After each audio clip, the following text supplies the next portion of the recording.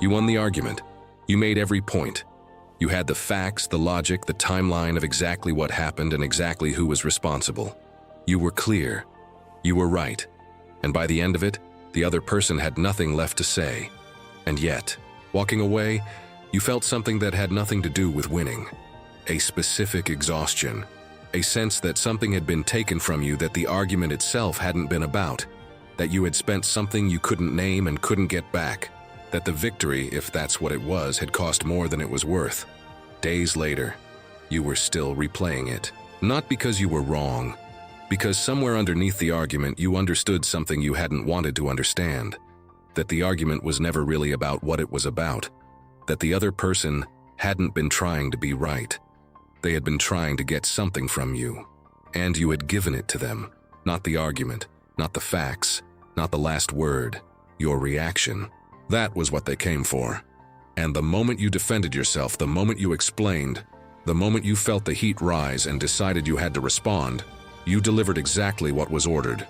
You confirmed that the access was still open, that the mechanism still worked, that you could still be moved. And the exhaustion you felt afterward wasn't the exhaustion of conflict. It was the exhaustion of someone who had just handed over power they didn't mean to give. Think about how many times this has happened. Not the dramatic version, not the explosive confrontation that you can identify and name. The ordinary version. The comment at the dinner table that stayed with you longer than it should have. The message that interrupted your focus for the rest of the afternoon. The criticism that arrived during the exact moment of uncertainty when you were most vulnerable to it, and that you spent the next 3 days trying to disprove in your own mind. Each of these was an exchange, and in each of them the same transfer happened. You received the provocation and you delivered the reaction. They walked away with confirmation. You walked away with the cost. Here is the thing that almost nobody tells you about provocation. The reaction is not the consequence. The reaction is the product. Think about what the person who provokes you actually wants.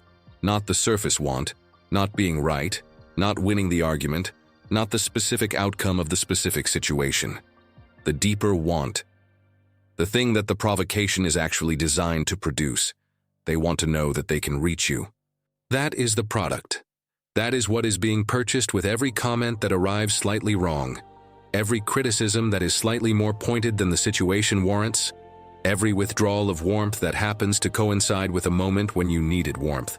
The purchase is confirmation. Confirmation that the access is intact, that the lever still works, that when they press, you move. Your anger is confirmation. Your defense is confirmation. Your explanation, the careful, patient, entirely reasonable explanation of why they are wrong and you are right, is confirmation. Even your silence, if it is the silence of someone who is visibly holding something back, is confirmation. Because confirmation is not about the content of your reaction. It is about the fact of it. Every visible sign that you have been affected is the product being delivered. Every moment of emotional investment is the receipt being handed over. Every hour you spend afterward replaying the exchange is the dividend being paid. The person who provoked you doesn't need to win the argument to receive what they came for. They need only to see that you were moved. That was always the point. The argument was the mechanism. Your reaction was the goal. Machiavelli understood this as a structural feature of power, rather than a personal characteristic of difficult people. He wrote about the prince who reacts as the prince who has already lost, not because the reaction is wrong, not because the feeling is unjustified, but because the reaction reveals the location of the vulnerability. And the vulnerability, once located, will be pressed again. Understanding this changes the frame entirely. The question is no longer whether the provocation was fair or whether your reaction was justified. Both things can be true simultaneously. The provocation can be completely unjust, and your reaction can be entirely warranted, and you can still have lost the exchange. Because the exchange was never about fairness. It was about access. And the reaction, however justified, confirmed the access was open. Now think about what happens when you stop. Not stop feeling, not stop caring. Not the performance of someone who has decided that nothing matters and wears that decision like armor. Simply stop delivering the product. The comment arrives. You notice it. You feel what you feel because you are a human being, and what was said was designed to produce a feeling. But instead of converting that feeling immediately into a visible response, you pause, you observe. You let the moment sit without giving it the reaction it was engineered to produce. And then something happens that the other person was not prepared for. Nothing. Not the dramatic nothing of someone who is visibly restraining themselves. Not the cold nothing of someone performing indifference. Simply the ordinary, undramatic absence of the expected response. The comment lands, and the room stays the same. Watch what this does. The person who provoked is now in a position they did not plan for. They made their move.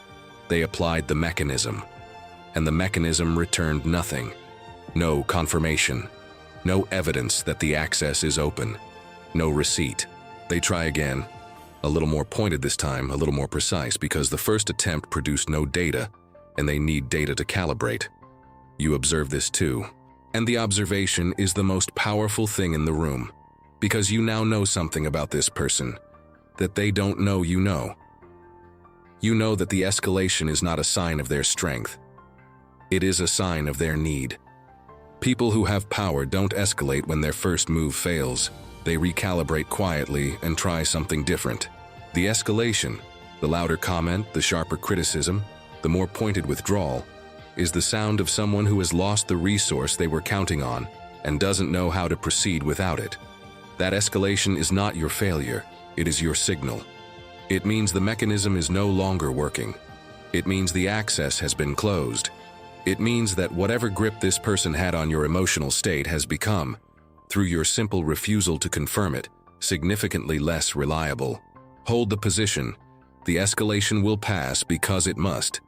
Escalation is expensive, it requires energy, and it risks exposure. A person who is escalating is a person who is losing. And eventually, when the loss becomes clear enough, the escalation stops.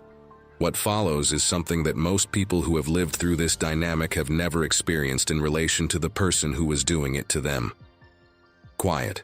And in the quiet, a different kind of relationship becomes possible.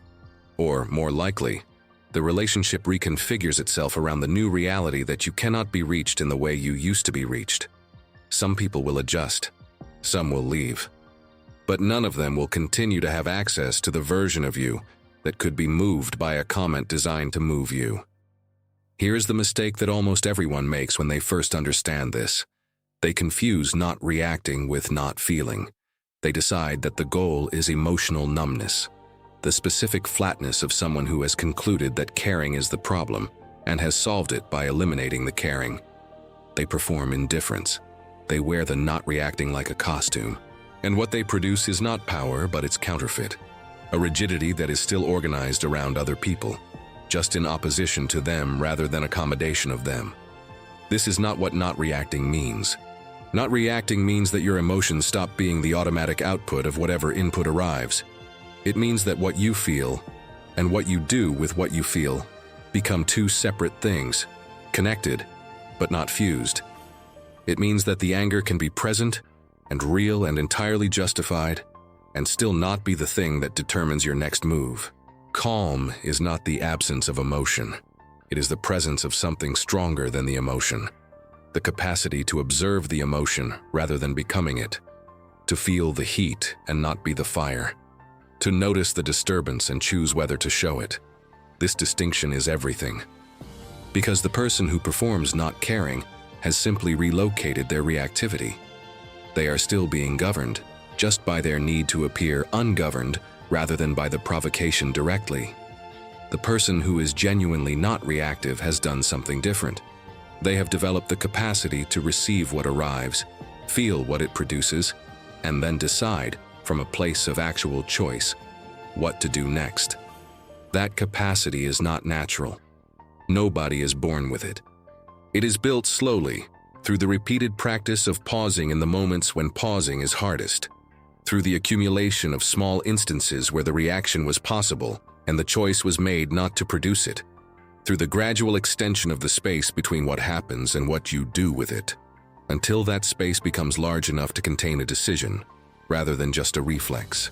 And here is what this capacity produces over time that the performance of indifference never can. Genuine calm is visible to the people around you in a way that performed calm is not. The person performing indifference has a specific quality of tension in their stillness, the effort of maintenance, the vigilance of someone who is holding something back, rather than someone who has nothing to hold back. The person who is genuinely not reactive carries a different quality, an ease, a settledness. The specific presence of someone who is not managing their response because the response is not automatic. Other people feel this difference before they can name it. They sense the absence of the handle. They understand, without being able to articulate it, that the usual method doesn't apply here. And in that understanding, something shifts in how they relate to you. Between the stimulus and the response, there is a space. Most people never find it, not because it doesn't exist, because the stimulus arrives with enough urgency that the response is already forming before the space has been noticed. The comment lands and the defense rises. The provocation arrives and the reaction is already underway. The space was always there, but nobody taught you to look for it. And the situations designed to produce your reaction are designed precisely to make the space invisible. Not the practice of staying calm in calm situations. That requires nothing. The practice of finding the space in the moments that were specifically designed to eliminate it. When the comment arrives at the exact right angle to activate the specific sensitivity that the person delivering it has spent months locating. When the withdrawal of warmth happens at the exact moment you needed warmth. When the criticism is delivered in the exact tone and context most likely to produce the defensive response. In those moments, those specific, carefully engineered moments, the space is there. It is smaller than usual. The urgency of the reaction is higher than usual, but the space exists, and the person who has practiced finding it in smaller moments has developed the ability to find it in larger ones. What lives in the space is not nothing. It is everything that makes a response different from a reaction. The observation of what is happening, the recognition of what is being attempted, the choice, deliberate, conscious, entirely yours, of what to do next. That choice is power, not the power of being right, not the power of winning, the power of being the person in the room whose next move is not determined by what just happened to them. The practice begins in the small moments, not in the crisis. You cannot build this capacity in the middle of the storm. You build it in the ordinary moments that precede the storm. The minor irritation you choose not to amplify. The small slight you choose not to carry into the next hour. The moment when someone says something that activates a familiar pattern of disturbance and you pause, not to suppress the feeling, but to notice it, sit with it briefly, and choose your response rather than becoming it. Each of these small moments is a deposit. The account accumulates. And when the larger provocation arrives, the one that was designed with precision to reach your specific vulnerabilities, you respond from an account that has been built rather than from a wound that has been exposed. People lose control when they lose predictability. This is the core of it. Not strength versus weakness, not intelligence versus manipulation. Predictability versus unpredictability. Control versus the absence of it. The person who controls you does not need to be stronger than you. They need only to know what you will do when they do what they do. They need your reaction to be reliable, consistent, guaranteed to arrive within certain parameters when the right input is applied. And when the reaction stops arriving, when the input no longer produces the expected output, the control stops working. Not because you have become more powerful in any conventional sense, because you have become ungovernable through the mechanism that was being used to govern you. Because the lever that was moving you has been disconnected. Because the predictability that made you manageable has been replaced with something that cannot be managed the same way. You have stopped being predictable, and that single change, that quiet, undramatic, entirely interior change, removes from others the one thing they needed to maintain their influence over your behavior. They can no longer anticipate you. They can no longer calibrate to you. They can no longer press the place that used to produce the result and count on the result arriving. And so they lose control. Not over the situation, not over the argument, not over whatever surface thing was being contested, over you. The moment you stop reacting automatically, the moment the space appears between what they do and what you do, you become, in the only sense that matters, ungovernable. Not cold, not indifferent, not empty, simply free. And free people are the most difficult people in any room to control, because control requires prediction, and you have made yourself impossible to predict. They lose control when you stop reacting, because what they were controlling was never the situation. It was always you.